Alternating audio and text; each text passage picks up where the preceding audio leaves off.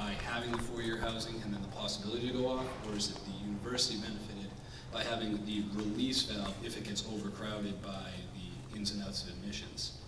That, like, who is it, a guarantee or is it a mutual commitment?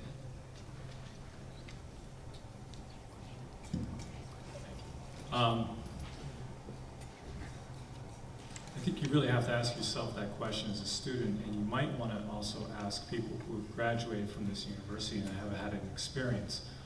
I think, certainly we're running an institution, and but we also see the fact that there's a great difference between a freshman and a senior, and that may seem obvious to folks, but from our perspective, and perhaps from yours as well, I think it was a student here in the audience who mentioned that really seniors set the tone and the culture for a university, and that's across the nation. But I think it's particularly true here at Fairfield. So you do have to ask yourself the question, I think fairly, if you were to construct a university, just starting with a blank slate, and saying, if I had a choice, would I just construct a couple of dormitories or no dormitories at all, and just have it be essentially commuter? What would be the variables that I would pull into it? I find compelling arguments on both sides, but what I find really compelling is having this mix of a 4-year experience, having the impact of seniors on campus, having them influence that culture. And I can say that as somebody who graduated from this university, and ironically enough, somebody who was not released in his attempt to get off campus and spent a senior in the townhouse. But it is something that I think we have to at least pose as a question. Are we better off? Is there any impact of having more than half of our senior class effectively as commuters? Do we gain? Do we lose? What are the balances? Certainly the independent living piece, the aesthetics of the beach, those are all compelling arguments. But as both Dr. Reed and Dr. Katie have mentioned, I can tell you that not every, but certainly the vast majority of parents that I speak to from the admission class say that that is a compelling factor. And in increasingly difficult economic times, and with an increasingly diverse student body that we're enrolling in, we have to take heed of the things that we offer to students, and that includes a guarantee of housing. Sorry, yes, about for the OCB lottery that said 400 or whatever number it was, people get released off campus because they have an agreement with the town. And recently that's come under some speculation, and I was just wondering, is there an agreement with the town to let off a certain amount of people? And if there is, or if there is not, why is there a lottery at all in the first place? I will start on this one, and probably Dean Pellegrino or somebody else may want to add to this.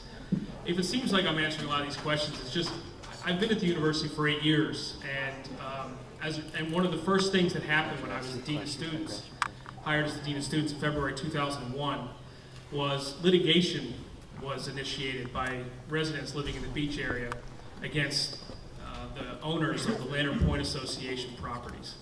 And needless to say, it was a very contentious time. So for somebody who stepped into the role of Dean of Students, I had to get up to speed pretty quickly on what the history of Fairfield Beach was. You ask if there's a gentleman's agreement, and I guess I would start by saying it depends on what your understanding of the term gentleman's agreement is. If by that you mean that there is an agreement, a written agreement, or some sort of contractual language or if not that type of agreement, where people have sat across from the table and said, we pledge to you that the number of students living at the beach will not exceed 400. Okay, that type of agreement does not exist. Okay, does not exist. Now, has the university and the town, and by the town, it's hard to always say the town because you really want to know who is the town. The town's not a person, the town's a thing. University officials and town officials in the past. And by that, who do I mean are town officials? Town officials are the elected representatives of the town, the first selectman's office in particular. Could be some of the department heads of the various municipal units, the health department, the police department, etc., building department, if you will. Has the university sat down and university officials sat down with those officials in the past and talked about these numbers? The answer is absolutely yes. Okay, and that's normal and that's to be expected. I think what you really want to know is where's the number 400 that you hear about all the time come from, and why does the university talk about that number so openly and so directly and so concretely. And the most direct answer I can give you in that regard is that in 1998, 1999, forgive me if I'm off a year, Father Kelly, the president at the time, appointed a task force, a beach task force, to address a number of issues that have been raised. And that task force included town representatives, included neighbors, included some students, it included alumni, it included university officials, etc. And they looked at a whole host of issues. By the way, this was not the first task force that looked at Fairfield Beach and Fairfield students living at Fairfield Beach and the implications thereof. There was certainly another one in the early 90s, 1992, 1993, and all these task forces led to some very tangible things. SBRA as an association, as a revitalized association, for example, came out of the 1992, 1993 plan. The early stages of what later became the Beach Patrol came out of the 1992-93 plan. What happened in 1998, 1999? Well, several things, and some of the recommendations probably were obvious. More weekend programming on campus, aimed at underclassmen so that they would stay here and not head down to the beach. Those kinds of things, obvious things were there. But two very tangible things that you who live at the beach, or those of you who are knowledgeable about the status or the situation at the beach know a lot about, are that the university instituted a policy whereby there's a ride-along program with the Fairfield Police. And while some students today may think that that ride-along program is just the university's eyes now watching what happens off campus, those who were around pre that ride-along program will tell you that that ride-along program, what that did was drastically improve the relationship between the Fairfield Police Department and the student residents living at the beach. And it leveled the playing field in many respects. And students had a degree of protection in their minds than they previously had. I agree that probably is in the eye of the beholder, but I'm just giving you at least my perspective on it. And what's the second thing that came out of that 1999 report? At that point in time, that task force pretty much took as a baseline how many people were living at the beach around that time, and the number was a bit more than 600. And one of the recommendations that was made and implemented was that the university initiate plans and construction plans to construct a new apartment building on campus for approximately 200 students. That's the apartment complex that exists now on campus near Costco and Cleveland Hall, designed to house 192 students. The math became quite simple. Okay. The problem with that number is that the baseline was 1998, 1999. And what has happened since 1998, 1999? Several things have happened in Fairfield University's history since 1998, 1999. First of all, study abroad has exploded as an option that has ripple effects and implications in terms of junior classes that become very small and freshman classes that have to somewhat compensate for that. That's not an absolute, but that certainly is a relationship there. Retention figures at the university have improved. That's always a good thing for those of you who will be holding a degree from here. And a number of other things obviously happen. And has the number of 400, the magic 400 that gets talked about, has that been reached on the dot? Certainly I can tell you in my 8 years at Fairfield it has not. The number has been over 400 every year of the 8 that I've been here.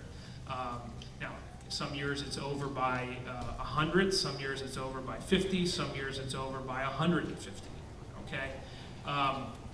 But, that's where it comes from. But you can see that the number 400 is a goal, it's a target. Why does the target exist? And I'll conclude with this.